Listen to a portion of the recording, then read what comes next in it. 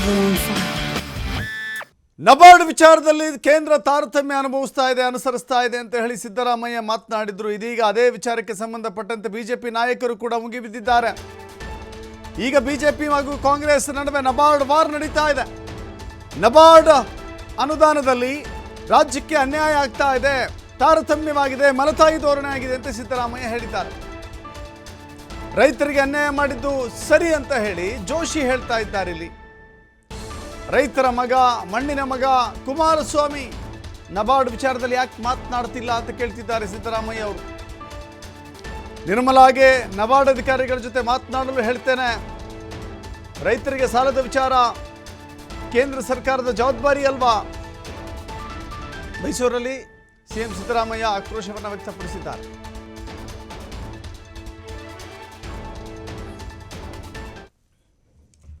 ನಬಾರ್ಡ್ ಅದು ಇಡೀ ದೇಶಕ್ಕೆ ಮಾಡಿದ್ದಾರೆ.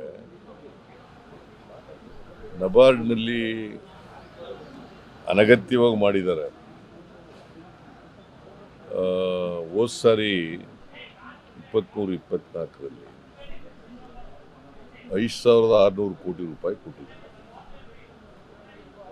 ಶಾರ್ಟ್ ಟರ್ಮ್ ಲೋನ್ಗೆ ರೀಫೈನಾನ್ಸ್ ಮಾಡೋಕ್ಕೆ.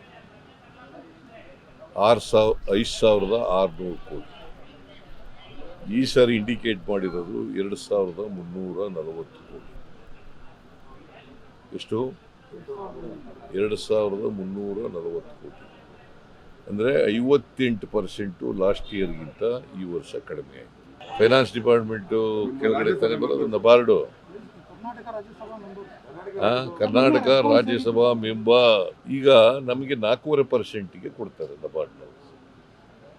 4.5% ಬಡ್ಡಿ ದರದಲ್ಲಿ ದೇ ಆರ್ ಚಾರ್ಜಿಂಗ್ ಓನ್ಲಿ 4.5%. 5,600 ಕೋಟಿಗೆ 4.5%. ನಾವು ಈಗ 5 ಲಕ್ಷದವರಿಗೆ ಶಾರ್ಟ್ ಟರ್ಮ್ ಲೋನ್ಗೆ 5 ಲಕ್ಷದವರಿಗೆ ಬಡ್ಡಿ ತಗೊಳ್ಳಲ್ಲ. ಅಂದರೆ 4.5% ಕೊಡ್ತಾರಲ್ಲ, ಆ 4.5% ನಾವು ಕಟ್ತೀವಿ. ಈಗ ನಾವು ಸಾಲ ಅವ್ರು ಕೊಡದೆ ಹೋದರೆ, ನಬಾರ್ಡ್ನವ್ರು ಕೊಡದೆ ಹೋದರೆ, ನಾವು ಈಗ ಇವ್ರ ಹತ್ರಕ್ಕೆ ಹೋಗ್ಬೇಕು, ಕಮರ್ಷಿಯಲ್ ಬ್ಯಾಂಕ್ಗಳಿಗೆ ಹೋಗ್ಬೇಕು. ಅಲ್ಲಿ ಬಡ್ಡಿ ಎಷ್ಟು ಕೊಡಬೇಕು? ನಾವು 10-12% ಕೊಡಬೇಕಾಗುತ್ತೆ. ಈಗಾಗಲೇ 1,200 ಕೋಟಿಗಿಂತ ಕೊಡ್ತಿದ್ದೀವಿ.